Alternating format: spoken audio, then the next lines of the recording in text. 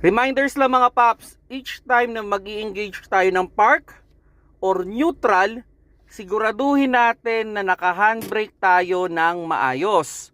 On the idea kasi, for example, tayo ay nasa neutral at hindi tayo nag-handbrake, kung tayo ay nakaparada sa isang inclined location, pwedeng umabante yung ating sasakyan. Or halimbawa, may sumandal sa ating kotse, pwedeng umusog ang ating sasakyan.